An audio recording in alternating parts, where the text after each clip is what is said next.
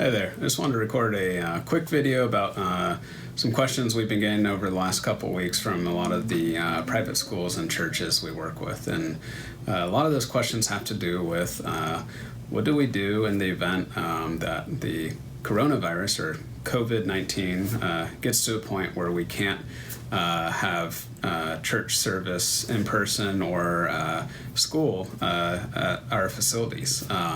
So just wanted to put together a quick video answering some of those questions and sharing some things that different organizations around the country are doing and thinking about. So to start off, if you're a private school, we'll start with you first. There's lots of great opportunities with technology nowadays. If this ever gets to a point, which, to be honest, I don't think it will, but we've seen in Japan they've closed their schools for a month at least now. Whether or not I think that'll happen in the United States, we'll see. But it's always a possibility, and it's good to be prepared. So, like I was saying, there's some great things with technology now that makes it very easy to do some of these kind of virtual classrooms, if you will.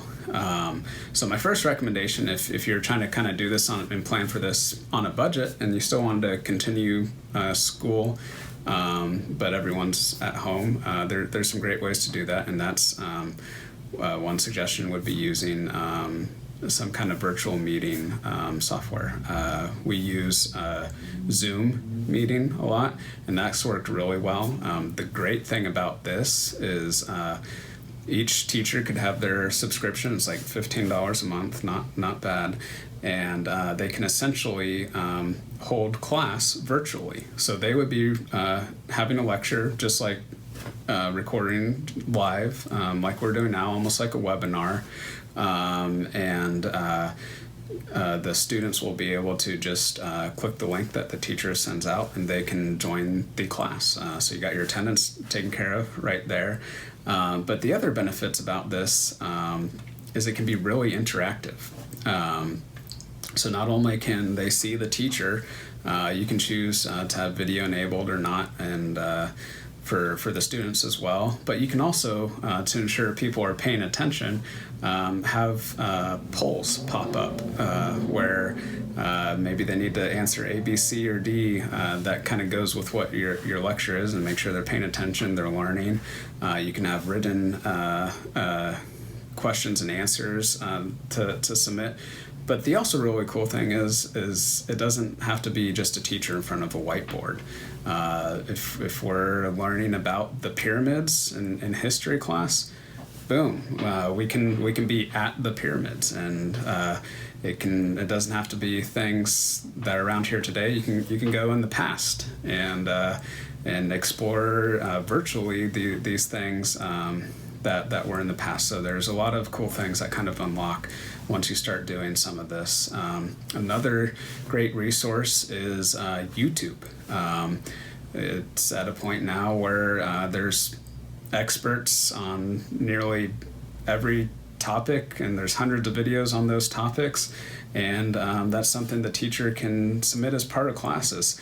All right, hey, here's these two links. The first link is your 15-minute YouTube video on this topic, and then the second link is to join us for a lecture at 10 a.m., and we're going to continue and expand on that and talk about it. So there's lots of great things there. It can be just like a classroom. Students have the ability to click a button, raise their hand, teacher can call on them, and you can have an audio exchange or video or even text exchange there. And it's pretty cheap, probably, honestly, less than $10 a student if you wanted to do all that. And you could probably throw in a Google Cardboard as well to enable some more kind of virtual abilities there. So those are $5, not too expensive, and could lead to some fun virtual tour adventures and make class a little more interactive, which could be great as well. Another option for tests, to submit tests online. There's tons of software for that. Again, if you wanted to go budget option, you could probably get a SurveyMonkey subscription and create the test on there and have students fill it out that way, or submit essays same as normal. So now let's talk about churches. Talk a little bit about private schools there. Churches, there's some similarities and some differences. Right away, there's some precautionary measures you can take as a church that I know a lot of churches around the country have started doing hand sanitizer, kind of like you're on a cruise ship or something like that.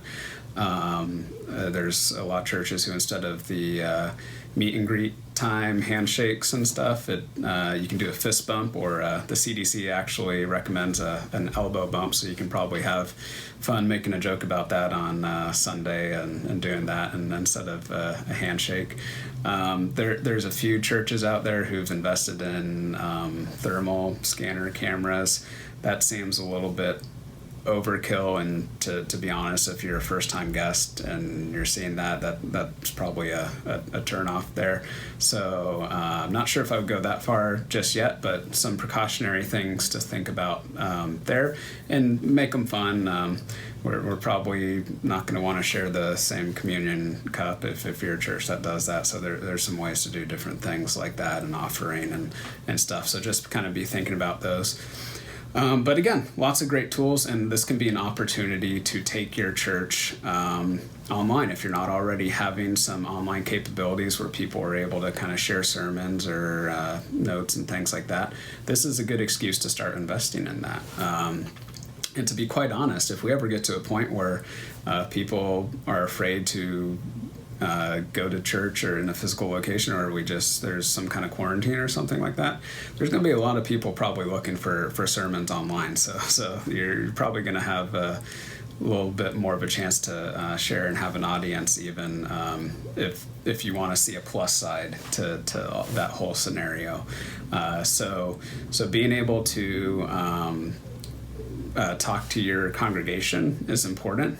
You can do something just like we're doing now, and it doesn't take a lot of investment. I mean, I'm using an iPhone, some desk lamps, and a $10 green screen. It doesn't take that much, and you can make it look nice if you want, and spend some time editing, things like that. Or you can just do a simple live stream. We've seen a lot of success with churches who've done that, really with engaging their congregation. They can, again, kind of like the schools, you can have polls where it's, hey, what do you guys think about these things? A, B, C, or D, or how do you feel about this? Or having questions, and having a Q&A type deal where the questions can kind of pop up on the side, and you can talk about those topics and dive deeper into some of those lessons, almost like a Sunday school type style. So there's some opportunities there. When we're talking about small groups, again, YouTube's a great resource if you want to create a playlist on there. Right Now Media is also a great faith-based resource with a lot of faith-based content, where you can kind of create a playlist essentially and have these small groups remotely go through those videos, and then they can connect, whether that be phone or Zoom meeting, video, whatever that is, and kind of talk about what they watched and have conversations and things like that.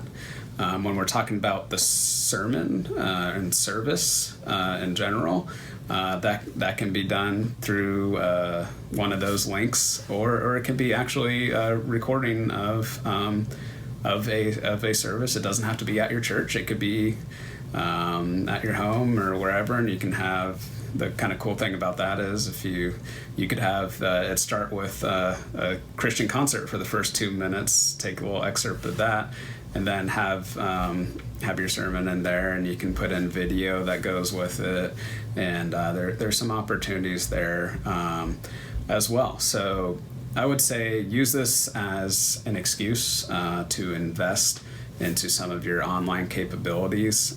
That's especially when we look at some of the generational trends and preferences when we're working with churches.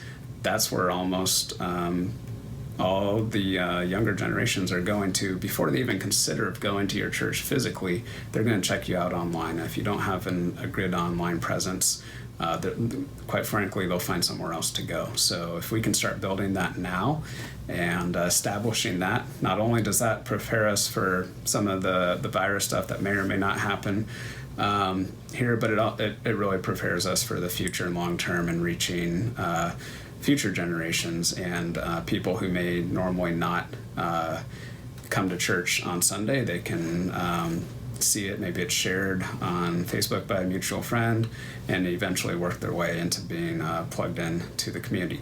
So just some thoughts, some things to think about there, both on the private school side and the church side of things. Again, probably something that won't happen, but it's always good to be prepared and to kind of take these next steps anyways, as we look into future trends and what people are looking for both in schools and in churches. So if you have questions on that, want to know how to best implement some of these things, or just have questions about your school or your congregation, we're happy to talk with you. Feel free to visit our website, kingdomanalytics.com. There's a contact button at the top or a free consultation button at the bottom. Either of those will get you in contact with us, and we'll be able to have a more in-depth conversation specific to your organization, and can think of some next steps there. So thanks for watching, and we'll see you next time.